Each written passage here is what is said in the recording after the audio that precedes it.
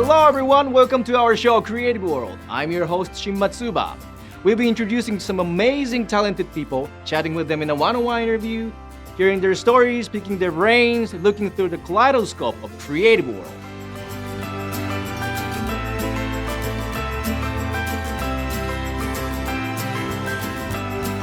Today's Creative World is music. Today's guest comes from the world of music. He's a Japanese-born record producer, mixing engineer, and recording engineer who has won a Grammy and 2 Latin Grammy Awards. Based in LA, he also serves as the Goodwill Ambassador for the city of Kitakyushu, Japan. Ladies and gentlemen, please welcome Sadaharu Yagi. Hello, Sadaharu. Thank you very much for joining us today. Hi, thank you for having me. So, first of all, why did you become a recording engineer and music producer, and what brought you to the US? I was in some bands playing drums when I was a kid.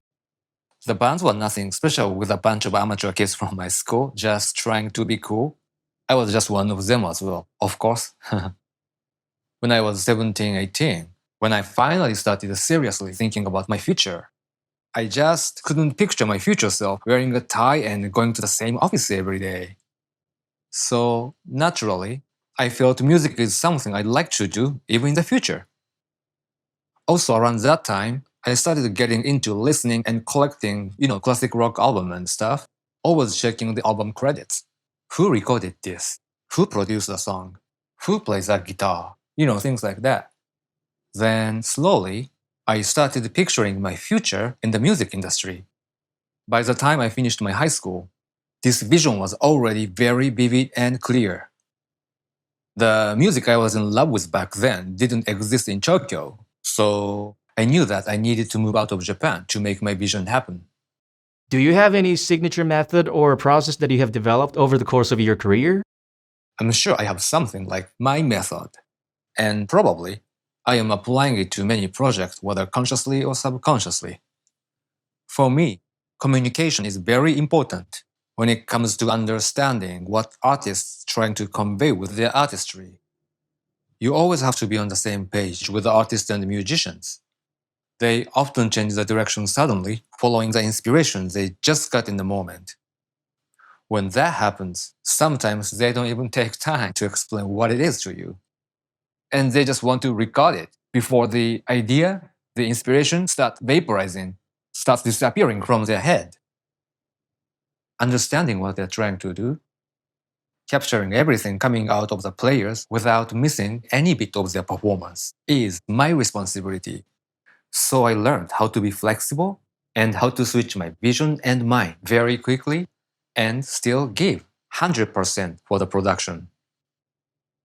So I'm always giving extra attention to not only verbal communication, but also non-verbal communication, like reading their mind, feeling, their vibe, energy level, things like that. What are the big differences between the US and Japan in terms of music production? Well, everybody is different, so I can't really say this is how Japanese are or this is how Americans are. But in general, Japanese people tend to pay attention to a lot of small details. Like, could you bring up the volume of one hit of the crash cymbal? Or one hit of the floor tom? One stroke of the backing guitar? Or something like that, It is your music. You should care about everything. You need to be happy with the final product. I totally understand when I'm asked to change small parts like that. However, in many cases, I feel like those small changes often do nothing on their music. Perfecting things in this way is not changing power or dynamics that music potentially has. On the contrary, here in America, I feel like top priority of music production is groove, delivery, emotion, energy. Is the music compelling enough? Can people actually feel it? I am not saying Americans don't care about the details or Japanese don't understand the groove. That is not what I'm trying to say. But definitely, I see a big difference, a different approach, a different attitude between these two countries. And you were Goodwill Ambassador for the city of Kitakyushu, Japan, and also worked on project for the United Nations. Could you tell us more about it? I worked on a project for the United Nations World Environment Day in 2019. I wrote a song with other talented musicians in Italy and Germany, and then I produced it as well. The theme of World Environment Day 2019 was air pollution. Back then, my city Kitakyushu played a big role in Japan's modernization as a leading industrial region. But because of that, in the 60s, unfortunately, Kitakyushu was also known as the most polluted city in Japan. The city's been working really hard to improve the environmental situation, and then they actually made it. In 1990, Kitakyushu became the first city in Japan to receive the Global 500 Award from UNEP. Also, in 2011, the OECD named Kitakyushu one of 4 green growth model cities. Anyway, in addition to making the theme song, UNEP also invited us to play the song at the World Environment Day ceremonies in Sarajevo and Vienna.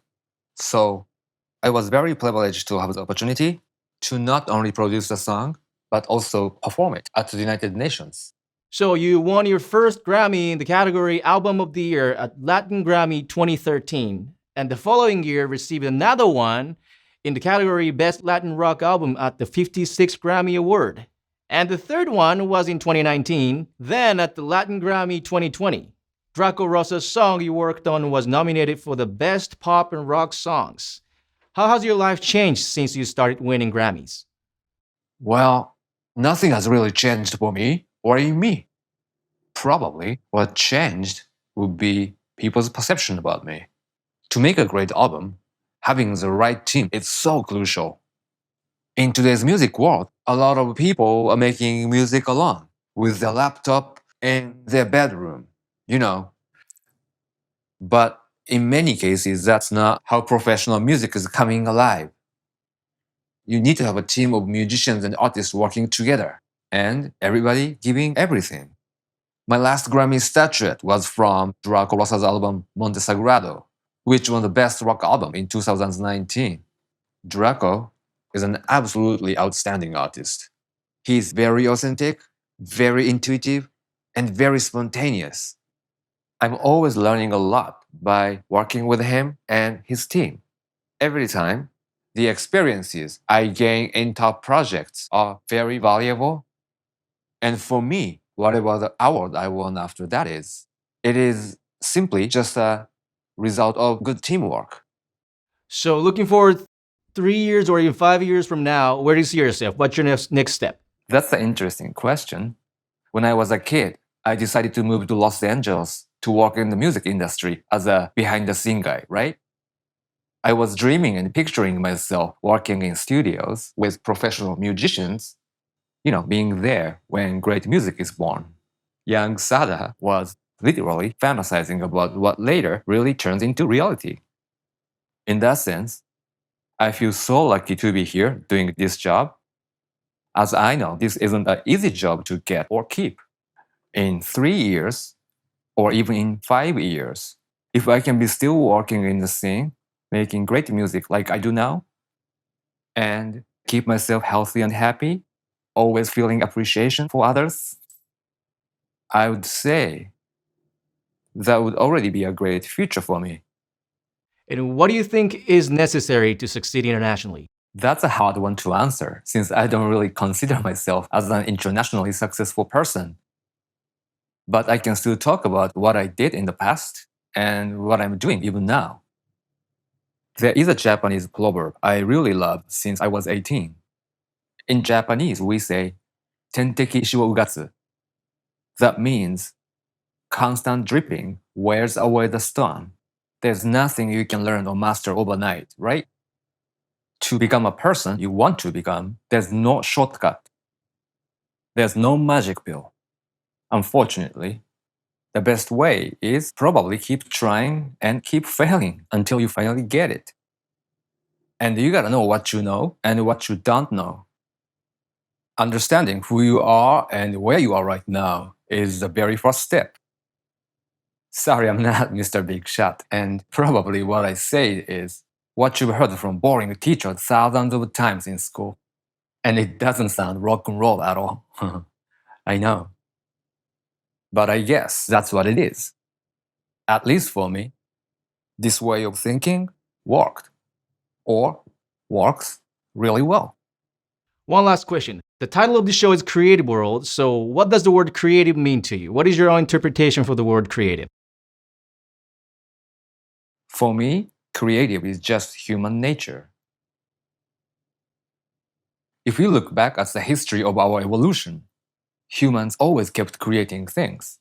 Like cavemen put a long wood stick and sharp stone together and created a spear for hunting, right? Tools, languages, narratives, religion, and movies, music, and on and on. So, being creative for me is nothing really special or cool. It's just human nature and exists in our natural instinct. So, I believe everybody can be creative, and we all should know that.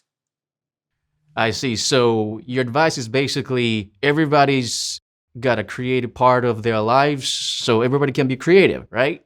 That's really encouraging. Thank you very much for joining us today. It was my pleasure as well. Thank you.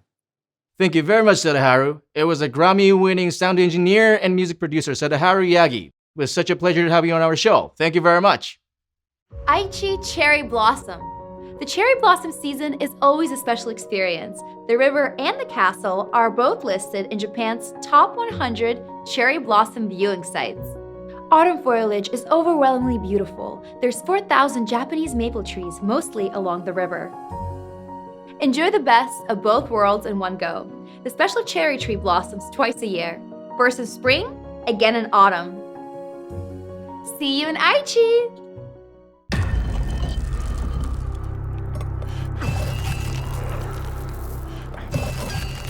Some say there's no need to reinvent the wheel. Sure, unless you can make it better. All tires aren't created equal. The Nitto Ridge Grappler. Spiral round construction enables our truck tires to be aggressive and ride incredibly smooth. Our tread and sidewall designs deliver off-road performance for even the most demanding terrain, while computer-simulated tread design delivers a quiet and comfortable ride on the highway. The Ridge Grappler goes beyond expectations. Nitto Tire, fueled by enthusiasts. Next, of course, Libera. Enjoy!